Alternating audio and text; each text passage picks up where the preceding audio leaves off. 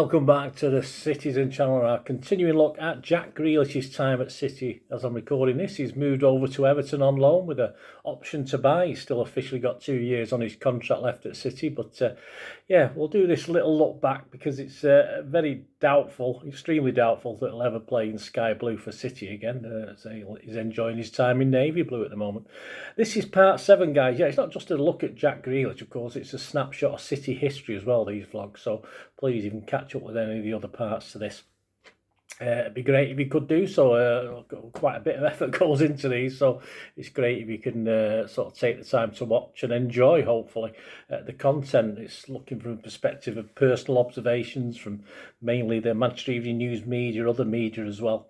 And we'll have a look. We're having a look at Jack Grealish's time at City. Please, guys, if you do like the content, hit that like button. That'd be wonderful. Subscribe if you're not already done so to the channel. I think we're approaching 41,000 subscribers as I'm recording this, so all help.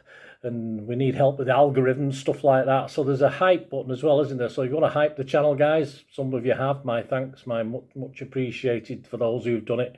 Yeah, press that hype button as well. So it gets me out and gets me on those algorithms and supports the channel and supports me. So that's wonderful. Right, let's get back to Jack. Let's talk about Super Jack. Last time we finished at the 4 in the row season, Jack had only started 10 league games that season, and his position in the team certainly wasn't no longer guaranteed, with Doku usually preferred by Pep on the left, and Jack not getting much joy when he did play more central or even on the right-hand side. So we're going to start with a look at season 2024-25. Plenty of rumours pre-season that Jack would be transferred, but as ever, we started a new season with high hopes. On the pre-season tour to the States, his opening performance would have been really what Pep wanted on the 24th of July, despite defeat to Celtic. Joe Bray wrote about his performance in the Manchester Evening News. No goals or assists, but played the decisive ball for the first and was involved in most attacks. A mature performance and one Guardiola will be pleased with, and scored him a 7. I gave him a 6.5, was booed by the Celtic fans. No change there after all these years. Pretty pathetic, really, Celtic fans and all you fans that boo Jack Grealish. He looked lively again, I said, but perhaps missing that final killer ball or shot. Please, not the nearly man again, I did say at the time. 3 days later, in another defeat, this time 3-2 to AC Milan on the 27th of July. Simon Bukowski, this time for the Manchester Evening News, wrote about him. It's not been the most electric 2 games for a player with plenty of pressure on him. At the same time, he's done little wrong. Played a bit more central, replacing Haaland as number 9 in the second half, and did his job well. He scored him a 6. I wasn't as impressed. I scored him a 5.5. I said the narrow-looking pitch didn't help. Not bad, but not that good either. But held the ball okay and drew the attention when the Italians reverted to type to win free kicks for us. He was City's man of the match in the 2-2 draw with Barcelona on the 30th of July, getting on the score sheet. Joe Bray said of his performance that day, he needed that goal. He did. A few warnings in the first half went wide as he kept calm and smashed into the top corner on the hour. Time to kick on now, he said. He gave him an 8 out of 10. He was impressed. I agreed. I was impressed as well. I scored him an 8 out of 10. I said, well done, Jack. A couple of good attempts before the goal, and after taking the captain's armband, looked the part. Well deserved. So we're all happy, aren't we? Anyway, he placed a Kovacic through ball neatly into the top corner, and happiness and relief was evident in his fist-pumping celebration after that one. City finished the tour with a 4-2 win over Chelsea on the 3rd of August. Joe Bray said made the first goal with his interception. Yeah, I think Haaland was actually fouled when he picked the ball up off Jack, and of course he did a second attempt because it had to be retaken, score the penalty. And he could have had a goal later in the first half. He stayed calm in the face of aggravation from Enzo Fernandez. Good evening to round off the kind of tour he needed. And yeah, Joe gave him a 7. I gave him a 6.5. I thought he was a little bit quieter tonight, but he was okay. You will find when you do my scores, if I'm usually a little bit less than the Manchester Evening News, a bit more critical, but not always. He was not in the squad for the 7-6 penalty win over that rabble down the road, of course, in the season opening Community Shield on the 10th of August, apparently nursing a minor injury. And as City opened the season with a 2-0 win at Chelsea the following week, he was an unused substitute. In City's first home game, a 4-1 win over Ipswich on the 24th of August. He started on the bench with Xavi and Doku both starting in his place. With 20 minutes to go, Pep appeared to actually push Grealish to G him up, to get him on the pitch. Yeah, a bit of argy-bargy. And in his 20 minutes, he was also booked for diving. So Pep wasn't overly impressed before he went on the pitch or after he went on the pitch. Joe Bray said of his seemingly reluctant 20 minutes, kept the width and one shot was deflected wide. He scored him a 6, which is okay. It wasn't long enough for me to give him a rating, but I said he was lively, but no end product. So he G'd up a bit when he got on the pitch. But Pep started him in a 3-1 win over West Ham on the 31st of August. But Grealish was again disgruntled when replaced by Núñez on 73 minutes. And after the game, the two were having a somewhat lively discussion as the players applauded the fans, but then shook hands and hugged as well. Simon Bukowski said, complimented Doku well and worked intelligently with KDB down the left, creating goal-scoring opportunities that could have been taken. Scored him a 7. He got a 6.5 for me. His best work was possibly up the other end. I was at this one, so I didn't say it was. I needed a telescope to see what was going on, and I didn't have that telescope with me. But he did Grealish things and had the usual blocked attempts on goal, which is always frustrating. City beat Brentford 2-1 at the Etihad on the 14th of September. We were 1 down after 22 seconds in that one. This was taken from the match report. On 34 minutes, Flecken denies Haaland after nice build-up by the double Gs, Grealish and Gundo. 67 minutes, Flecken denies Grealish after a good pass from KDB. Perhaps Grealish could have done a little bit better. Sam Bukowski said of his game, remains the king of the final pass or shot that nearly comes off. The nearly man, I called him for years. But there was enough intent and quality from him on the left. He scored him a 7. I just give him a 6. I didn't think he was that great. Bernardo had come on for Grealish after 84 minutes. A happy Grealish, though, appeared in the programme notes for City's opening Champions League game against Inter Milan on the 18th of September. The article itself was titled Reasons to be Cheerful. He reflected on the win at the Ataturk, of course, in the 2023 final, and he praised Haaland and he's envious of the big man's goal tally and ability to score, and said playing with him was unbelievable. On himself, he believed that himself was getting his sharpness back. This game ended 0-0. Simon Bukowski had him down on the night as City's best player, growing in influence through the game and driving with purpose as he ran at the Inter defence and scored him an 8 out of 10. A little bit different from me, a 6.5. We're not usually miles apart like that, but I thought it was just another typical Grealish Pep plan performance. He did his job without that final bit of class or wow. Also an 8 from David McDonald, writing for the Mirror, so perhaps I was being a bit unkind. At home to Arsenal on the 22nd of September, he was a 78th minute substitute for Savvy. This is taken from my match report. Grealish did really well running Ben White to win a corner, which he then took quickly. It was given back to Grealish, who poked it back to Kovacic on the edge of the area. His shot was desperately blocked by Raya, and Stones forced the loose ball through the diving Raya and into the roof of the net. Simon Bukowski said, helped make the equaliser. He did. 7 out of 10. Me, I'd have started him, but it wasn't long enough to rate. But what do I know, I said.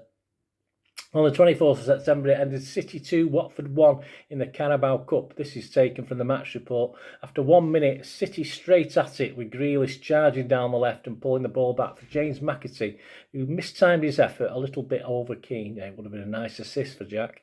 5 minutes, 1-0. Watford divot at the back. This time, James McAtee does well on the left, seizes on a poor back pass, spun and fed in Jack Grealish, who angled the ball to Doku, who fooled James Morris with a nice drag across and beat Jonathan Bond, the Hornets goalkeeper, with a nice curler. Grealish, Núñez and Foden all went close, but all saw efforts saved. Grealish from point-blank range hit the ball straight into Bond's chest. Should have done a little bit better with that one as well. Simon Bukowski said of his performance, showed intent from the off and earned an early assist. Kept taking on the Watford defence to continue his momentum. Scored him a 7. Yeah, again, 6.5 from me. Actually took players on but lost the ball a little too often for me, but in a way that was good. He took on the extra responsibility. Saw more of the ball than usual, but really should have scored at least 1, but full credit.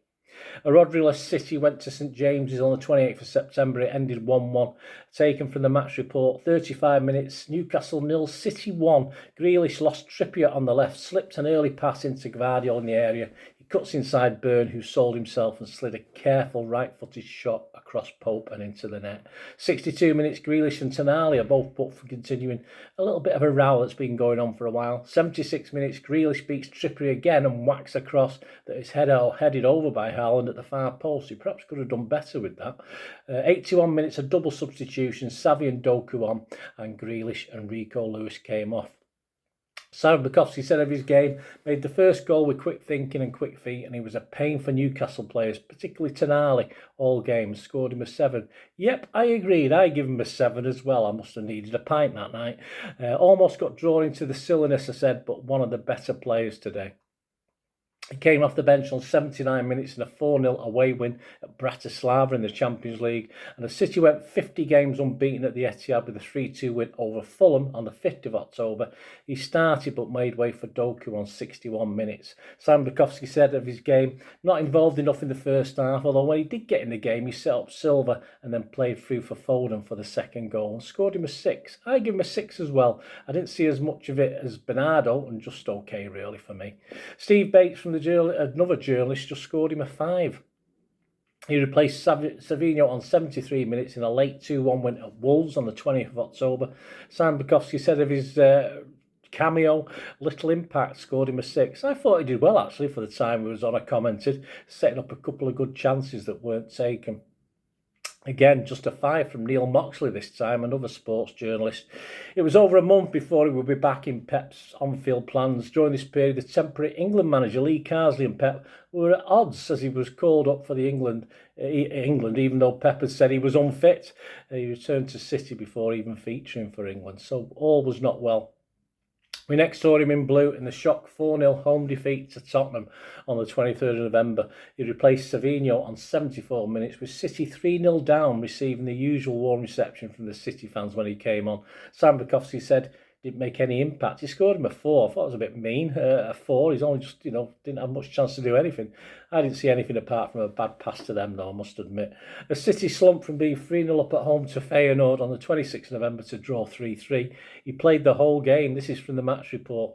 13 minutes, Welland Rufer plays out a goal, but we win it back and Grealish sends a shot goalward, only for Foden to get in the way and block it. And it ended up as a goal kick. On 90 plus 1 minutes, Grealish hit the bar stroke post with a deflected shot. Yeah, one report said the bar, one report said the post, and I can't remember myself. So, a deflected shot. Simon Bukowski said of his night, unlucky when Foden diverted his volley wide, and a decent performance on his return, although he still looks destined not to score. He certainly did. A 6 from Simon, also a 6 from me. Can't buy a goal, I said, but not his busy best for me. He got a 6 from Adam Patel from the Mail. Back on the bench for the annual loss at Anfield, this time 2-0 on the 1st of December. He replaced Foden on 78 minutes after City went 2-0 down and couldn't really affect the game after that. There you go. Join me next time as Jack finds it easier to get starts in the FA Cup as this kicks off, as his league starts sort of quickly fade away even more. Any memories of Jack? Let us know, guys. It'd be great to hear, and please smash those buttons. If you like the content, enjoy the content. As I said, seek out the other parts of this Jack Grealish feature if you can. And if you want to contact me through my various socials as well as YouTube, or you just want to help support the channel, there are other ways of doing it as well to help support this channel and the content. If you like it, just stay watching and listening.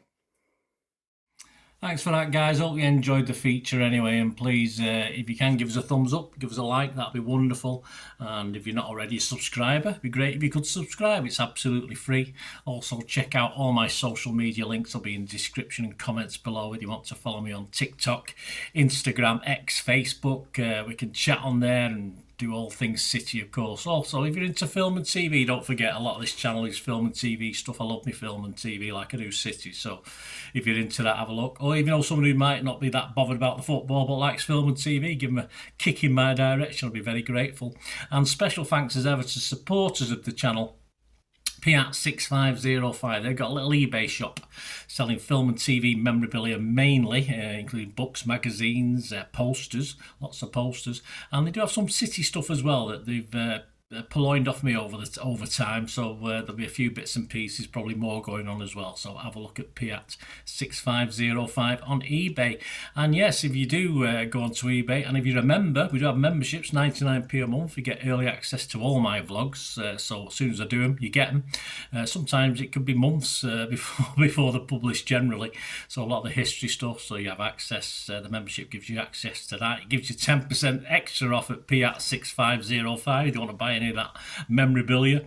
So that you can actually gain that from being a member and support the channel. That's a great way of supporting the channel, of course, like watching the ads on the original thing that you've seen now, my original feature. That'd be fantastic. So yeah, also, before we go, podcasts. If you like your podcasts, I do a podcast with Mike Long in South Korea. It's called Bolt from the Blue, in our 8th season. Yeah, we've had some good fun on there. We're trying to have a bit of humour, generally look at City's games as and when we play them, have a look back. So please check out that. It's on Soundcloud, Spotify, all good places you get your podcasts from. There you go, guys. Thanks for watching. Hope you enjoyed everything about this feature, and you didn't mind me asking you about this at the end. And please, all I ever ask for you is to stay safe, everyone, especially you Blues.